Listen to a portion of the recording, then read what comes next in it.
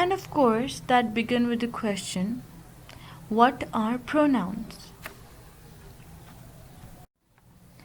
Allow me to answer that question by a way of demonstration. You can see two examples in front of your screens. First example I'm going to utter is that Honey laughed so hard, milk came out of Honey's nose.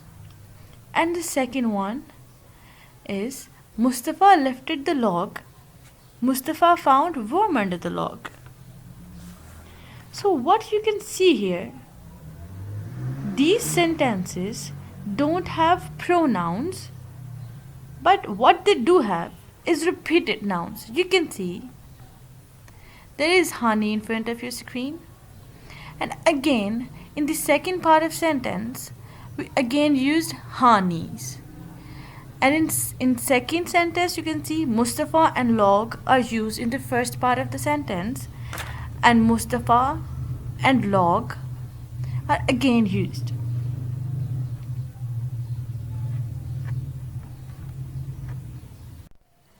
But people are smart, right? We have relatively long attention spans, and if we start off a sentence talking about honey, and we are pretty sure that we are still talking about honey, we don't need to say that name twice.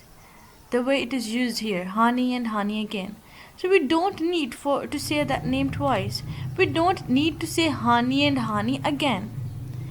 So what a pronoun does is it allows you to take out the unnecessary noun. So when we are certain, know what we are talking about. So you don't have to say honey a million times. You can replace honey. You can replace honey with her. Same thing applies to the second two sentences. We don't have to keep on mentioning Mustafa and the log. When we know we are talking about, so the first sentence would still read like this: Mustafa lifted a log. But then in the second sentence, we can replace the name Mustafa, since we already know who we were talking about, with the word he. Now we have changed Mustafa into he. And we can replace this little phrase, that is log, with it. Since we know we are talking about the log, now words like her, he, and it are all pronouns.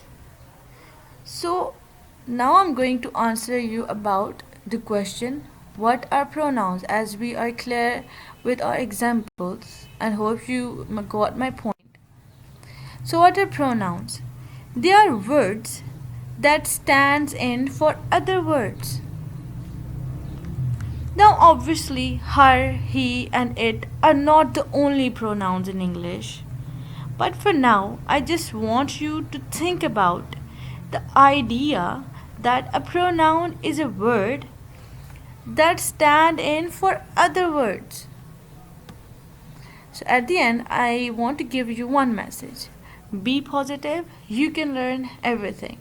Thank you so much.